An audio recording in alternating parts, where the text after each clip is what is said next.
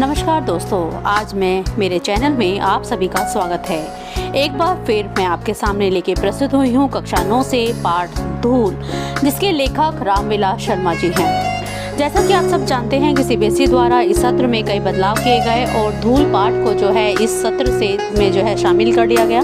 पिछले कई वर्षों में धूल जो है सिर्फ पठन हेतु था, लेकिन इस साल जो है छात्रों के लिए जो है ये परीक्षा में इससे प्रश्न भी पूछे जाएंगे। और एक और समस्या बच्चों आपके सामने है कि जो नई पुस्तकें अभी आ रही हैं उनमें जो है धूल चैप्टर जो है आपको नहीं मिलेगा। पुरानी पुस्तकों में आपको ये मिल सकता है, तो वहाँ से आप पढ़ सकते हैं, नहीं तो आप मेरा वीडियो भी इससे भी इस चैप्टर को का अध्ययन कर सकते हैं। तो आइए शुरू करते हैं रामविलास शर्मा द्वारा लिखित पाठ धूल। सबसे पहले इसके मुख्य बिंदुओं को जानना बहुत ज़रूरी है कि इस पूरे चैप्टर में हम क्या पढ़ेंगे। वास्तव में इस पाठ में मिट्टी और धूल के महत्व को समझाया गया है। नगरीय सभ्यता पर व्यंग किया गया है। जो शहरी सभ्यता है, जो धूल से उपेक्षा करती है, जो धूल को घृणा की दृष्टि से देखती है, जो धूल को पिछड़ेपन का प्रतीक मानती है, उस नगरीय सभ्यता पर व्यंग किया गया है। मानव और मिट्टी के जो अटूट जीवन के संबंधों को बताया गया है। ग्रामीण और शहरी जीवन में अंतर को स्पष्ट किया गया है। धूल के महत्व और देश प्रेम का मिट्टी के साथ जो जुड़ाव है उसको प्रस्तुत किया गया है। तो ये चैप्टर वास्तव में हमारे जीवन से जुड़ा हुआ पाठ है। बच्चों, आपने किसान को कभी खेतों में काम करते हुए देखा है? हल चलाते हुए नहीं देखा? कोई बात नहीं। कुम्हार को मिट्टी के बर्तन बनाते हुए तो आपने देखा ही होगा, और अगर आपने नहीं देखा तो चलो कोई बात नहीं, कृष्ण को मिट्टी खाते हुए तो जरूर ही सुना होगा। ऐसा कोई नहीं जो कृष्ण की बाल लीलाओं को जो है नहीं जानता, जो कृष्ण की बाल लीलाओं से अवगत नहीं है। कृष्ण बचपन में मिट्टी खा रहे थे, और जब बलराम ने माँ यशोदा से इस बारे में बताया तो माँ यशोदा दौड़ती हुई आई और उन्होंने कृष्ण से पूछा कि क्या तुमने मिट्टी खाई है? तो कृष्ण ने ना में सिर हिलाया। तो जब माँ यशोदा को विश्वास नहीं हुआ कि कृष्ण ने मिट्टी नहीं खाई है, तो उन्होंने उन्हें मुंह खोलने के लिए कहा, और जैसे ही कृष्ण ने मुंह खोला तो उन्हें पूरे ब्रह्मांड यानी कि पूरी सृष्टि के उसमें दर्शन हुए। ये कहानी तो आपने ज़रूर ही सुनी होगी, और मैं ये नहीं कहती कि आप कभी मिट्टी में नहीं खेले हैं। जब भी आप खेलकर स्कूल या शाम को पार्क से खेलकर लौटते हो तो माँ आपके कपड़े गंदे देखकर डांट तो आपने ज़रूर ही माँ से खाई होगी, क्योंकि कोई भी ऐसा बच्चा नहीं जिसे मिट्टी में खेलना पसंद ना हो। मिट्टी में खेलकर हमें जो आनंद की अनुभूति होती है वो अपने आप में ही अनोखी है, उसका वर्णन नहीं किया जा सकता। मिट्टी में खेलते वक्त ऐसा लगता है जैसे हम अपनी माँ की गोद में खेल रहे हैं, और हमें बहुत मज़ा आता है। तो उसी माँ से जुड़ी हुई, उसी मिट्टी से जुड़ी हुई आज इस कहानी का जो है आज निबंध का हम अध्ययन करेंगे। मैं जब भी खेतों में काम करते हुए किसानों को देखती हूँ या कुम्हार को मिट्टी के बर्तन बनाते हुए देखती हूँ, तो मेरे मन में इन चित्रों को देखकर एक जो है मुझे कविता याद आती है, जिसका शीर्षक है मृत्तिका। आपने नरेश मेहता जी की इस कविता का अध्ययन जरूर ही किया होगा। मैं इस पाठ की शुरुआत करने से पहले इस कविता का आपके साथ जिक्र इसलिए कर रही हूँ क्योंकि ये कविता आपको इस पाठ से के अधिकतर भाव से, मतलब पूरे के पूरे भाव से अवगत कराएगी कि वास्तव में हम मिट्टी क्या है। तो आइए देखते हैं। मैं तो इसमें मृत्तिका अपने बारे में बताती है। मृत्तिका यानी कि मिट्टी स्वयं अपने वर्णन करती है। मैं तो मात्र केवल मृत्तिका हूँ, यानी कि मिट्टी हूँ। जब तुम मुझे पैरों से रोंदते हो तथा हल के फाल से विदीर्ण करते हो, तब मैं धन धान्य बनकर मात्र रूपा हो जाती हूँ। जब तुम मुझे हाथों से स्पर्श करते हो तथा चाक पर चढ़ाकर घुमाने लगते हो, तब मैं कुंभ और कलश बनकर जल लाती तुम्हारी अंतरंग प्रिया हो जाती हूँ। अर्थात कि जब मैं एक माता के रूप में माता का रूप कब धारण करती हूँ, जब एक किसान के रूप में हल के फाल से जो है मुझे जो है भेदा जाता है, विदीर्ण किया जाता है, तो उस मिट्टी में जो बीज डालने से धान्य की यानी कि अन्न की उत्पत्ति होती है और एक माँ की तरह मैं जो है आपका पालन पोषण करती हूँ। और जब हम चाक पर मिट्टी रखकर उसे जो है एक कलश का रूप देते हैं, तो मैं जल लाती हुई एक प्रिया के समान लगती हूँ। इन खिलौनों को देखकर तो मुझे आगे की कविता पढ़नी ही पड़ेगी। जब तुम मुझे मेले में मेरे खिलौने रूप पर आकर्षित होकर मचलने लगते हो, तब मैं तुम्हारे शिशु हाथों में पहुँच प्रजा रूपा हो जाती हूँ। जब भी तुम अपने पुरुषार्थ पराजित स्वत्व से मुझे पुकारते हो, तब अपने ग्राम देवत्व के साथ चिन्मय शक्ति हो जाती हूँ। अच्छा बच्चों, आपने मेले में खिलौने तो बहुत से देखे होंगे। मिट्टी के खिलौने की बात ही कुछ और है। मिट्टी के खिलौने जो है हमने अपने बचपन में देखे, और मिट्टी के खिलौने इतने सुंदर रंगों के होते हैं कि उनको छूने का और देखने का मन करता है। ईदगाह कहानी तो आप सबने सुनी होगी। ईदगाह कहानी में भी मिट्टी के खिलौनों का बहुत ही सुंदर वर्णन है। तो मिट्टी से बनने वाले खिलौनों को देखकर जब बच्चा मचलता है, और जब हम अपना पुरुषार्थ पराजित होने के कारण यानी कि हम अपनी हिम्मत हारने के कारण जब हम ईश्वर की आराधना करते हैं, अपने जो देवता हैं उनको पुकारते हैं, तो वास्तव में बच्चों वो देवता भी हम मिट्टी से ही बनाते हैं। प्रतिमा बन तुम्हारी आराध्य हो जाती हूँ। विश्वास करो यह सबसे बड़ा देवत्व है कि तुम पुरुषार्थ करते पुरुष मनुष्य हो और मैं स्वरूप पाती मृतिका हूँ। अर्थात तुम मेहनत करते हो, तुम उस मिट्टी से जब नई नई आकृतियों का निर्माण करते हो, उन आकृतियों में मैं नए नए रूपों को धारण करती हूँ, और उन रूपों में मेरा एक रूप देवत्व यानी कि ईश्वर का भी है, जिनका आप मंदिर में स्थापित करके पूजा करते हैं।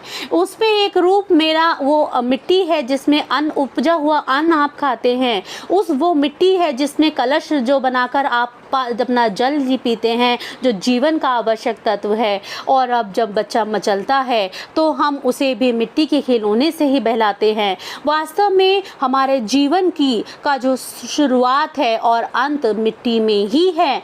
जब मरने के बाद जब हमारे अंतिम संस्कार होता है, तो हमारा शरीर वास्तव में बच्चों उन 5 तत्वों में विलीन हो जाता है, जिसमें एक मिट्टी भी है। धरती, आकाश, अग्नि, वायु और अनल, ये 5 ऐसे तत्व हैं जिसमें से हमारा तत्व जो है, हमारी जो शरीर है वो मिल जाता है। तो हम कहते हैं कि हमारा मिट्टी से बना हुआ शरीर मिट्टी में ही मिल जाता है।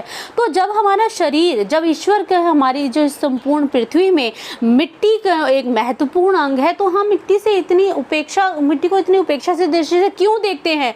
वास्तव में इन्हीं प्रश्नों को बताते हुए लेखक ने इस पाठ की रचना की है। तो आइए शुरू करते हैं आज का पाठ, धूल। सबसे पहले लेखक परिचय को जानना बहुत जरूरी है।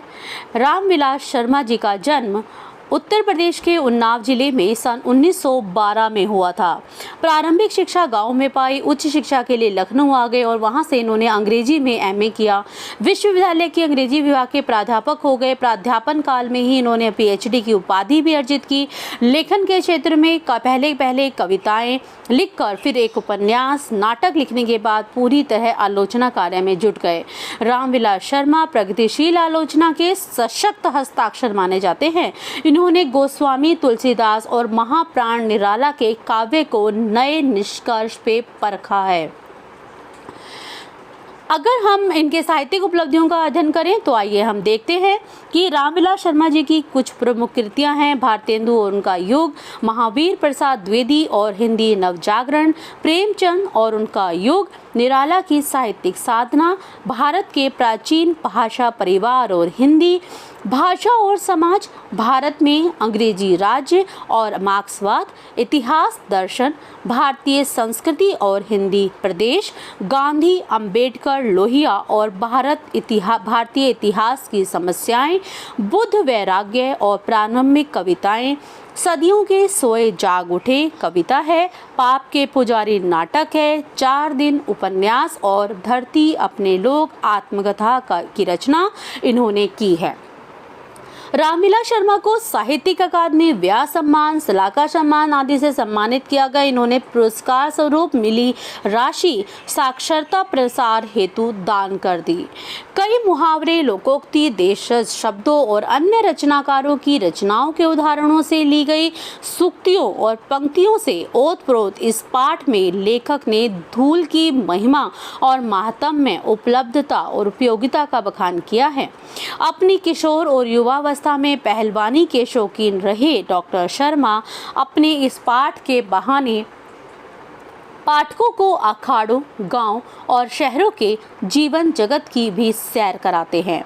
साथ ही धूल के नन्हे कणों के वर्णन से देश प्रेम तक का पाठ पढ़ाने से नहीं चूकते।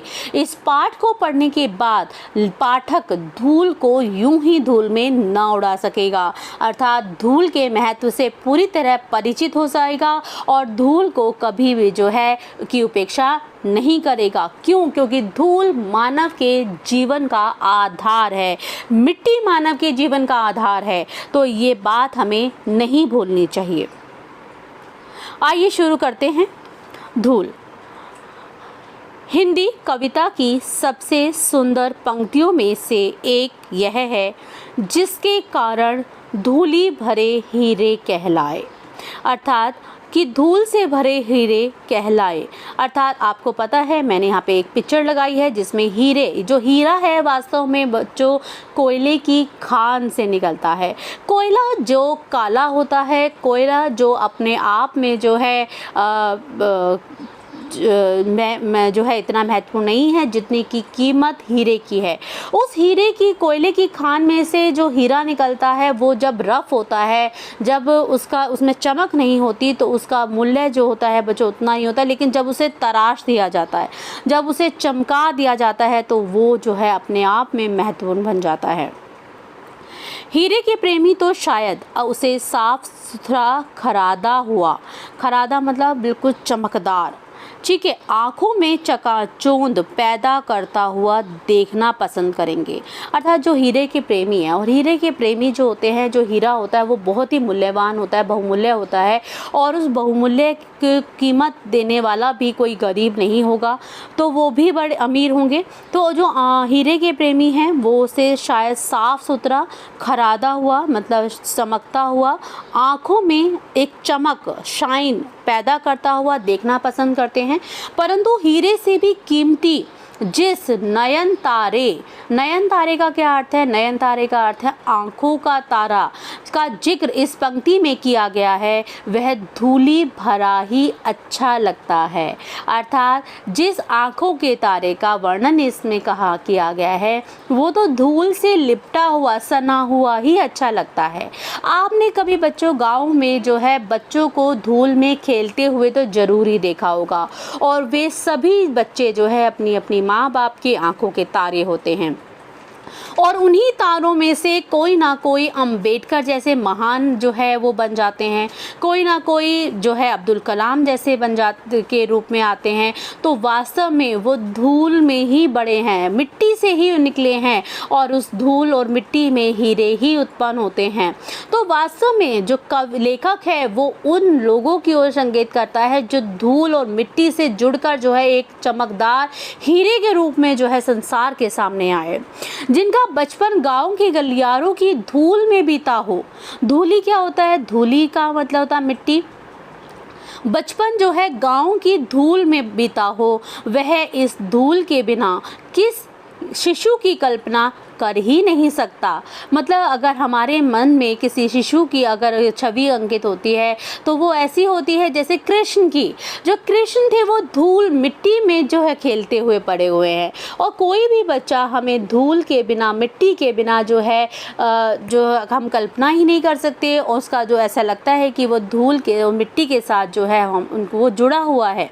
फूल के ऊपर जो रेणु, रेणु का क्या अर्थ है? रेणु का अर्थ भी धूल होता है। फूल के ऊपर जो रेणु उसका श्रृंगार बनती है। श्रृंगार का अर्थ क्या होता है? उसकी सुंदरता बढ़ाती है। वही धूल शिशु के मुख पर उसकी सहज पार्थिविकता, पार्थिविकता का क्या अर्थ होता है? पार्थिविकता का अर्थ होता है सांसारिकता, लौकिकता, पृथ्वी से जुड़ा हुआ निखार देती है। मतलब जो धूल होती है वो छोटे बच्चे के जो मुख पर जो है ऐसी सहज सौंदर्य को उत्पन्न करती है जिसे देखकर सबका मन जो है वो मोहित हो जाता है। अभिजात वर्ग ने, अभिजात वर्ग क्या होते हैं? अभिजात जो होता है उच्च कुलीन वर्ग होता है, ठीक है। उच्च कुलीन अभिजात वर्ग ने प्रसाधन सामग्री, प्रसाधन क्या होता है? सौंदर्य सामग्री। आपको पता है कितने ही ब्यूटी प्रोडक्ट आजकल मार्केट में आते हैं और उन सभी ब्यूटी प्रोडक्ट में, सौंदर्य सामग्रियों में कहीं ना कहीं केमिकल का प्रयोग होता है। वो केमिकल हमारे लिए कितना नुकसानदायक होता है। और अगर उन केमिकल के बिना अगर हम जो है आपने मुल्तानी मिट्टी का नाम सुना होगा, मुल्तानी मिट्टी का अगर हम प्रयोग करें, जैसे कि कई योग गुरु बोलते हैं मुल्तानी मिट्टी से तो हमारा जो निखार है उसके लगाने से वो उसमें वृद्धि होती है। आप केमिकल यानी कि रसायन के स्थान पर इस तरह के मिट्टी को प्रयोग करेंगे तो आपके सौंदर्य में वृद्धि होगी। तो प्रसाधन सामग्रियों में बड़े बड़े आविष्कार किए हैं, लेकिन जो बाल कृष्ण के मुख पर छाई हुई जो वास्तविक गोधूली है, गोधूली का यहाँ पे क्या संदर्भ है? गोधूली का संदर्भ है जब जो गाय हैं वो शाम के समय वापस गाँव की तरफ आती हैं तो उनके जो खुर होते हैं, जो पैर होते हैं, उनसे उनके चलने से उड़ने वाली धूल उसको गोधूली बोला जाता है। तो गोधूली की तुलना में वह सभी सामग्री क्या धूल नहीं हो गई? क्या उनका महत्व कम नहीं हो गया? तो जो बाल कृष्ण जो मिट्टी में अपने बल के बड़े हुए और उन्होंने जीवन को जो है संसार को जो है गीता का ज्ञान दिया, उन्होंने जो है लोगों को जो है जीवन के वास्तविक सच से अवगत कराया, वे भी मिट्टी से जुड़े हैं। तो ऐसे अभिजात वर्ग जो शहरों में रहते हैं, जो केमिकल रसायन से बनी हुए ब्यूटी प्रोडक्ट इनकी सौंदर्य सामग्री का प्रयोग करते हैं, उसके स्थान पर हमारे देश की जो मिट्टी है, जो धूल है, वो वास्तव में नेचुरल प्राकृतिक सौंदर्य को उत्पन्न करती है। तो धूल से हमें की उपेक्षा हमें नहीं करनी चाहिए।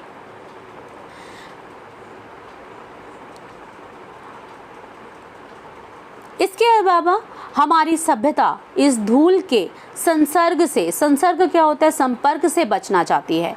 इस पेज पर जो लेखक है वो ये बताना चाहते हैं कि जो नगरीय सभ्यता है, जो शहरी सभ्यता है, उसने अपने आप को कंक्रीट में जो है आसपास सब तरफ से जो है जकड़ रख लिया है। अपने आप को जो है पूरी तरह से धूल से बचने के लिए जो है उसने जो है हर सड़कें सीमेंटेड कर दी हैं, मकान सीमेंटेड कर लिए हैं, आसपास का माहौल सीमेंटेड कर लिया है।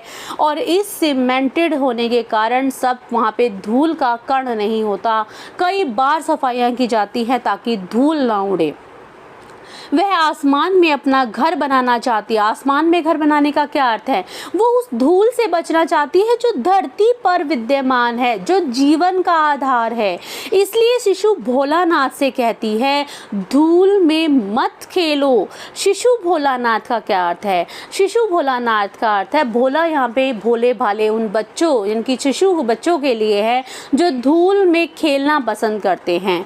और हमेशा जो है शहरों में जो उच्च वर्ग है वो हमेशा अपने बच्चे को धूल मिट्टी से दूर रखना चाहता है, उनके संपर्क से आने से बचना चाहता है और उन्हें हमेशा ही नसीहत देता है, धूल में मत खेलो। लेकिन क्या वास्तव में आपको पता है धूल में खेलकर जो इंसान है उसमें जो मजबूती आती है, जो शारीरिक सुदृढ़ता उसे मिलती है, वो घर में जो नहीं खेल पाते बच्चे धूल में, उन्हें नहीं आती। गाँव का एक खेला हुआ मिट्टी में पला हुआ बच्चे की जो मजबूती, जो स्ट्रॉन्गनेस, जो उसकी शारीरिक मजबूती है, वो शहरों में नहीं देखने को मिलती। तो इसलिए जो लेखक है कितना सुंदर उसने कहा है कि शिशु भोलानाथ से कहती है, धूल में मत खेलो। भोलानाथ के संसर्ग से उसके नकली सल में सितारे धुंधले पड़ जाएंगे, जिस पे लिखा था, धन्य धन्य वे हैं नर मैले, जो करत गात कनिया लगाए धूरी ऐसे ललिकान को। कितना सुंदर लिखा है। आइए इसका अर्थ समझते हैं।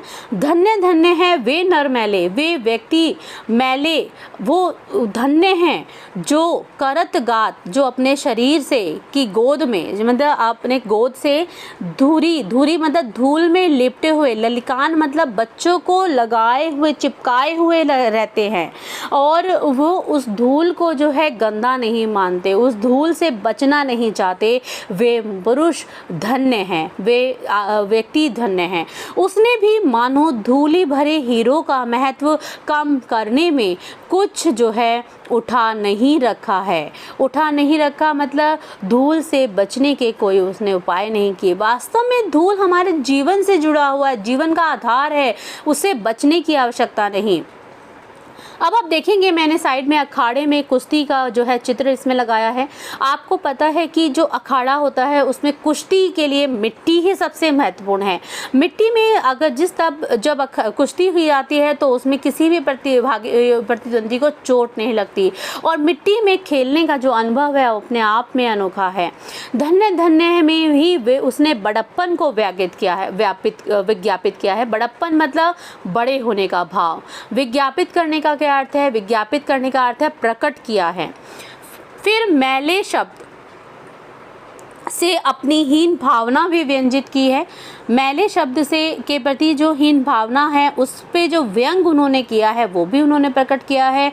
और अंत में ऐसे लरिकान मतलब लड़के, बच्चे कहकर जो है उसने भेद बुद्धि का परिचय भी दिया है। वे हीरो का प्रेमी है, धूली भरे हीरो का नहीं, अर्थात हीरो का प्रेमी यहाँ पे कहने का अर्थ है चमकते हुए, सुंदर, आकर्षक, जो तराशे हुए हीरे हैं उनको शहरी लोग पसंद करते हैं। धूल में भरे हुए अगर कोयले की खान से निकले हुए हीरो को वो देखेंगे तो शायद उनकी उपेक्षा ही कर देंगे। तो कितना सुंदर उन्होंने कहा है। आगे बढ़ते हैं। शिशु भोलानाथ के संसर्ग से जो मैले जो करत गात की नौबत आई, अखाड़े की मिट्टी में सनी हुई देह से तो कहीं उबकाई ही आने लगे। जो बचपन में धूल से खेला है वह जवानी में अखाड़े की मिट्टी में सनने से कैसे वंचित रह सकता है? रहता है तो उसका दुर्भाग्य है और क्या। जैसे कि हमने आपको बताया था कि जो श्री राम जो है रामविलास शर्मा जी हैं, ये बचपन में अपने जवानी में जो है ये अखाड़े के बहुत, कुश्ती के बहुत प्रेमी रहे हैं। इन्होंने पहलवानी भी की और इसलिए अपने जो इस पाठ में उन्होंने इसका वर्णन किया है। और वो कहते हैं कि जो बचपन में धूल से खेला हो वह अखाड़े की मिट्टी से कैसे वंचित रह सकता है, अगर वो रहता है तो ये सबसे बड़ा उसके लिए दुर्भाग्य है। यह धूल साधारण नहीं है। जो मिट्टी, जिस मिट्टी में वो कुश्ती खेलते हैं वो धूल साधारण नहीं है, वरन बल्कि तेल और मट्ठे से सिकाई हुई वह मिट्टी है जिसे देवता पे चढ़ाया जाता है। संसार में ऐसा सुख दुर्लभ है। संसार में जो है ऐसा सुख जो जिसे अखाड़े में, जिसे मिट्टी के साथ संपर्क करने का अवसर मिलता है, ऐसा सुख संसार में और दूसरा नहीं हो सकता। पसीने से तरबदन पर मिट्टी ऐसे फिसलती है जैसे आदमी कुआं खोद कर निकला हो। तो कुआं खोद कर निकलने का मतलब वो मेहनत की है, उसका जो पुरुषार्थ है वो दिख रहा है, जो उसकी मिट्टी के साथ जुड़ा है वो दिख रहा है, उसकी मांसपेशियां फूल जाती हैं, आराम से वह जो है आराम से वह हरा होता है। अखाड़े में निर्द्वंद चारों खाने चित लेटकर अपने को जो है विश्व विजयी जो है लगाता है। मिट्टी उसके शरीर को बनाती है क्योंकि शरीर भी तो मिट्टी का ही बना होता है। कितनी सुंदर बात की है कि जो हमारा शरीर है वो मिट्टी का ही है। मैंने आपको पहले ही बताया हमारा शरीर पंच तत्वों से बना है, जिसमें एक मिट्टी हमारा एक महत्वपूर्ण तत्व है। और जब हमारे शरीर की हमारा शरीर की जो देह संस्कार, दाह संस्कार होता है तो ये जो हमारा शरीर है ये 5 तत्वों में विलीन हो जाता है और मिट्टी में मिल जाता है। शरीर और मिट्टी को लेकर संसार की जो असारता है, असारता मतलब जो सारहीन जो तत्व हैं, पर बहुत कुछ कहा जा सकता है। परंतु यह भी ध्यान देने की बात है कि जिसने सार तत्व, इनकी जिसने वास्तव में जीवन की सच्चाई को जान लिया, वे सब मिट्टी से ही जुड़े हैं, वे सब की मिट्टी में ही मिलते हैं। जिन फूलों को हम अपने प्रिय वस्तु का उपमान बनाते हैं, उपमान का क्या अर्थ है? उपमान का अर्थ होता है कि जिसके साथ हम तुलना कर रहे हैं, अर्थात जिस प्रकार अगर हम अपने मुख की तुलना, कोई नारी अपने मुख की तुलना चंद्रमा से करती है तो चंद्रमा उपमान हो गया। तो वे सब मिट्टी की ही उपज हैं। रूप, रस, गंध, स्पर्श, इन्हें कौन संभव करता है? यानी कि अगर हम अपने जो है हाथों की तुलना, कहते हैं हमारे हाथ फूल जैसे नाजुक हैं, तो फूलों के साथ जब हम अपने हाथों की तुलना करते हैं तो वो भी मिट्टी में ही जन्मा है। और अगर हम कमल के साथ तुलना करते हैं तो आपको पता है, तो कमल तो कीचड़ में उत्पन्न होता है, और कीचड़ तो कितना ही उपेक्षा की दृष्टि से दुनिया देखती है, ये सबको पता है। वे सब मिट्टी में उपजते हैं, और माना कि धूल और मिट्टी में अंतर है, लेकिन उतना ही है जितना शब्द और रस में, देह और प्राण में, चांद और चांदनी में। मिट्टी की आभा का नाम धूल है, और मिट्टी के रंग रूप की पहचान उसकी धूल से ही होती है। यानी कि मिट्टी और धूल बिल्कुल अलग नहीं है। मिट्टी जहाँ आधार है, धूल जो है उस पे ऊपर की परत है जो हवा के चलने से जो है उत्पन्न होता है। आपने प्रकृति का अगर हम चित्रण करें, अगर हम प्रकृति का ध्यान से अध्ययन करें तो आपको पता है कि यह संपूर्ण पृथ्वी जो प्रकृति है, ये संपूर्ण प्रकृति में धूल विद्यमान है। सूर्य की किरणें जो हमारी धरती पे पड़ती हैं, और अगर आप अपने कमरों को, अपने दरवाज़ों को अच्छे से बंद कर लें, तब भी आप देखेंगे कि धूल हर कण कण में जो है छा जाती है। धूल कहाँ से आती है पता नहीं। अगर सूरज की किरणें किसी छोटे से बिंदु से अंदर कमरे में प्रवेश करती हैं तो उस प्रवेश करती हुई किरणों में भी आप धूल के कण तैरते हुए नजर आएंगे। तो यानी कि धूल हर जगह सर्वत्र विद्यमान है। धूल की उपेक्षा जो है हमारी मूर्खता है, और इसे हम जो है नहीं करना चाहिए। आइए आगे बढ़ते हैं। ग्राम्य भाषाएं अपने सूक्ष्म बोध से धूल की जगह गर्द का प्रयोग कभी नहीं करती। गर्द क्या होता है? गर्द में धूल के साथ जो गंदगी होती है वो भी होती है, लेकिन वास्तव में धूल गर्द नहीं है। धूल वह जिसे गोधूली शब्द में हमने अमर कर दिया। अमराइयों के पीछे, अमराइयाँ क्या होती है? अमराइयाँ आम के जो बाग होते हैं वो होती हैं अमराइयाँ। अमराइयों के पीछे जो छिपे हुए, जो सूर्य की किरणों में जो धूली, जो सोने की मिट्टी जैसे चमकते हैं, सूर्यास्त के उपरांत लीक पर गाड़ी के निकल जाने के बाद जो रुई के बादलों की तरह ऐरावत हाथी के जो नक्षत्र पथ की भांति जहां तहां स्थिर रह जाती है। चांदनी रात में मेले जाने वाली गाड़ियों के पीछे जो कवि कल्पना की भांति उड़ जाती है। अर्थात ये लेखक कहना चाहता है कि आम के बागों के पीछे जब सूरज की किरणें जो हैं वो चमकती हैं तो वो धूल के साथ में सोने जैसा प्रतीत होती है। हाथियों के चलने से जो धूल उड़ती है वो रुई के बादलों के समान प्रतीत होती है, और चांदनी रात में जब गाड़ी जाती है तो वहाँ उड़ती हुई धूल भी आकर्षक और सुंदर रूप जो है में दिखाई देती है। जो शिशु, अब देखेंगे आप पिक्चर में कि यहाँ शाम को जो है गाय, जो जानवर हैं, गाय जो है वापस आ रहे हैं, तो उनके जो पैरों से उठने वाली जो धूल है वो उसे गोल धूली बोला जाता है बच्चों। तो जो शिशु के मुख पर फूल की पंखुड़ियों पर आकार साकार सौंदर्य बन जाती है। साकार मतलब एक जो दिखाई देने वाली, जो एक होता है साकार जो दिखता है, नयाकार जो दिखाई नहीं देता, धूल उसका नाम है। गोधूली पर कितने कवियों ने अपनी कलम नहीं तोड़ दी। अर्थात अब यहाँ पर लेखक जो है उन कवियों के ऊपर भी व्यंग करते हैं जो गोधूली शब्द का प्रयोग करते हैं, लेकिन वास्तव में गोधूली शब्द से अवगत नहीं है। लेकिन यह गोधूली गाँव की अपनी संपत्ति है जो शहरों के बाटे नहीं बढ़ती। अर्थात लेखक कहता है कि गोधूली शब्द का प्रयोग तो हम शहरों में आम लोगों के मुख पर देख लेते हैं, गोधूली बेला चल रही है, गोधूली है, समय है, लेकिन वास्तव में जो गोधूली शब्द है ये गांव की संपत्ति है, गांव में दिखाई देती है। क्योंकि जब गांव में गाय चरकर शाम को वापस आती हैं, उनके जो पैरों खुरों से उड़ने वाली धूल होती है उसे गोधूली बोला जाता है। शहरों में कौन सी गाय वापस आती है? शहरों शहरों में कौन सी मिट्टी उड़ती है गायों के चढ़ने से, ये बात जो है वो लेखक को जो है स्पष्ट नहीं होती, उनके लेखक जो है उसे स्वीकार नहीं करता। एक प्रसिद्ध पुस्तक विक्रेता के निमंत्रण पत्र में गोधूली की बेला में आने का आग्रह किया गया था, लेकिन शहर में धूल धड़क के होते हुए भी गोधूली कहाँ।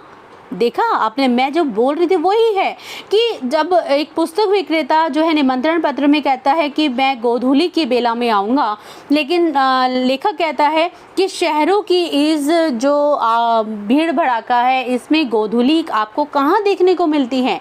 हर जगह सीमेंटेड सड़कें हैं, हर जगह जो है आपको देखोगे गायों के जो दर्शन नहीं होते, और अगर गाय दिखती भी हैं तो वहाँ पर धूल नहीं होती, जिसके कारण जो गोधूली बेला की जो उत्पत्ति है वो नहीं दिखाई देती। ये कविता की विडंबना थी, और गाँव में भी जिस धूली को कवियों ने अमर किया है वह हाथी घोड़ों के पग संचालन से उत्पन्न होने वाली धूल नहीं है, वरन गोपालों के पदों की धूली है। अर्थात अगर हाथी घोड़े के चलने से जो धूल उड़ती है उसे गोधूली नहीं बोलेंगे, ये भी आपको स्पष्ट हो जाना चाहिए बच्चों। वास्तव में जो गोधूली शब्द का अर्थ होता है, गो मतलब गायों के खुरों से, पदों से, इनके पैरों से उड़ने वाली धूल जो शाम के समय होते हैं उसे गोधूली बोलते हैं। नीच को धूरी समान वेद वाक्य नहीं है। सती उसे माथे से, योद्धा उसे आंखों से लगाता है। यूलिसिस ने प्रवास से लौटने पर इथाका की धूली चूमी थी। यूक्रेन के मुक्त होने पर एक लाल सैनिक ने उसी श्रद्धा से वहाँ भी धूल को जो है स्पर्श किया था। श्रद्धा, भक्ति, स्नेह, इनकी चरम व्यंजना के लिए धूल से बढ़कर और कौन साधन है। अर्थात इसमें लेखक कहना चाहता है कि जो सैनिक हैं जब वो अपने देश की वीरता के देश के लिए अपनी जान देते हैं और देश को मुक्त कराने के लिए काम लड़ते हैं, तो उस विजय को प्राप्त करने पर वे अपनी धरती माँ की मिट्टी का जो है चुंबन करते हैं, और उस धरती माँ की मिट्टी को चुमकर उन्हें ऐसा लगता है कि उन्होंने अपनी माँ की जो है रक्षा की है। तो ये जो देश प्रेम मिट्टी से जुड़ा हुआ है ये वास्तव में अपने आप में अपना है। यहाँ तक कि घृणा, असूया आदि के लिए भी धूल चाटने, धूल झाड़ने की क्रियाएं प्रचलित हैं। आपने कई ऐसी जो है सुना होगा, उसे धूल चटा दी, और जो है धूल चटाने का अर्थ है उसको जो है पराजित कर दिया। तो ऐसे कई हम सुक्तियाँ सुनते आए हैं, ऐसे कई हम वाक्य सुनते आए हैं। तो वास्तव में हमारे जो देश प्रेम की भावना है वो इससे जुड़ी हुई है। धूल, धूली, धूली, धूरी आदि की व्यंजनाएं अलग अलग हैं। धूल जीवन का यथार्थ गद्य, धूली उसकी कविता, धूली छायावादी दर्शन है जिसकी वास्तविकता संदिग्ध है, और धूरी लोक संस्कृति का नवीन जागरण है। यानी कि अगर हम संक्षेप में कहें तो धूल हमारे जीवन का यथार्थ है, हमारे जीवन की वास्तविकता है। इससे अलग होना और इसको नकारना अपने आप में संभव नहीं है। इन सब का रंग एक ही है और रूप में भिन्नता जो भी हो, मिट्टी काली, पीली, लाल तरह की जो भी हो, लेकिन धूल कहते ही जो शरद के धुले उजले बादलों का स्मरण हमें हो आता है बच्चों। धूल के श्वेत नाम का जो विशेषण अनावश्यक है वह उसका सहज रंग है। यानी कि मिट्टी का कोई भी रंग हो, भारत में आपको पता है 6 तरह की मिट्टियाँ होती हैं, काली, लाल मिट्टी, जलोढ़ मिट्टी, जो है पर्वतीय मिट्टी, बहुत सारी मिट्टी वो रंग है। लेकिन उसके बावजूद जब हम धूल शब्द का उच्चारण करते हैं, वो धूल की जो छवि हमारी आँखों में बनती है उसका रंग एक ही है। हमारी देशभक्ति की भावना एक है। हमारी जो देशभक्ति धूल को माथे से न लगाए तो कम से कम उस पर पैर तो रखे। किसान के जो हाथ पैर मुंह पर छाई हुई ये धूल हमारी सभ्यता को क्या कहती है। हम कांच को प्यार करते हैं, धूली भरे हीरे में धूल ही दिखाई देती है। अर्थात हम जो है दिखावे की दुनिया को जीते हैं। हम कांच को प्यार करते का मतलब हम दिखावे को जीते हैं। हम उस धूल जो वास्तविकता है उससे दूर रहना चाहते हैं, और जो धूल भरा जो वास्तव में जो हमारे जीवन से जुड़ा हुआ जो ग्रामीण सभ्यता है उसको हम जो है अपने से काट के रखना चाहते हैं, दूर कर देना चाहते हैं और उसको अपनी आंखों से ओझल कर देना चाहते हैं। हमें ऐसा लगता है कि ग्रामीण सभ्यता सबसे ज़्यादा अविकसित है, पिछड़ी हुई सभ्यता है, क्योंकि वहाँ पे धूल के सिवाय कुछ नहीं है। और जो सबसे ज़्यादा विकसित सभ्यता है, जो कांच की तरह है, कांच की तरह मतलब चकाचौंध भरी सभ्यता है, हर तरफ साफ सफाई वाली सभ्यता है, उसी को हम विकसित सभ्यता मानते हैं। तो ये कहना बिल्कुल अनुचित है, बिल्कुल गलत है ये कहना। लेकिन और एक दिन अपनी अमरता का प्रमाण भी दे देंगे। अभी तो उन्होंने अटूट होने का ही प्रमाण दिया है। हीरा वही घन चोट ना टूटे, कितना सुंदर वाक्य। हीरा वही घन चोट ना टूटे, अर्थात हीरा वही होता है जो घन यानी कि हथौड़े की मार पर भी नहीं टूटते। आपको पता होना चाहिए बच्चों, हीरे जो है उसका जो स्ट्रक्चर होता है, संरचना होती है, वो बड़ी ही हार्ड होती है, कठोर होती है। हीरे से बड़ी कड़ी और मजबूत चीज़ें काटी जा सकती हैं और हीरा जो है चोट की घन की मार जो होता है वो भी बर्दाश्त कर जाता है। अर्थात हमें ऐसा हीरे की तरह बनना चाहिए।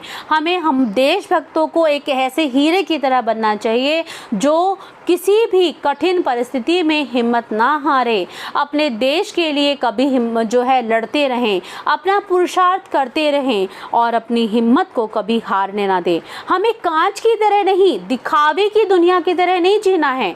हमें उस चकाचौंध दुनिया में नहीं जीना जो सिर्फ जो है एक भ्रम उत्पन्न करती है। हमें उस ऐसे हीरे की तरह जीना है जो वास्तविक रूप से धरती से जुड़ा हुआ है।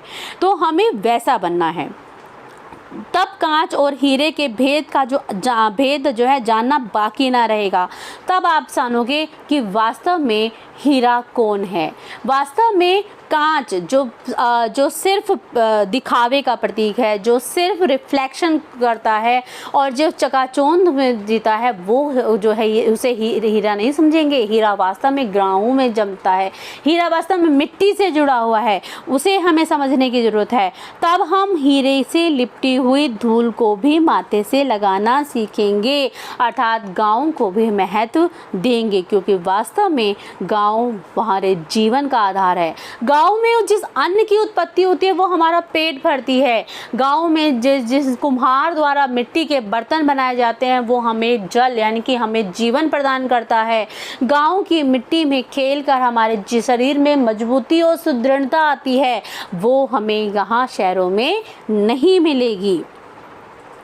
तो अगर आपको मेरा ये चैप्टर, मेरा ये पाठ अगर बहुत अच्छा लगा तो आप इसे सब्सक्राइब कीजिए, लाइक कीजिए, शेयर कीजिए और इसे जितना आप दूसरों तक पहुंचाएंगे उतना ही ज्ञान आगे बढ़ेगा, क्योंकि ज्ञान बांटने से बढ़ता है। तो बच्चों, फिर हम अगले वीडियो में फिर मैं इसके प्रश्न उत्तर लेकर हाजिर होंगी।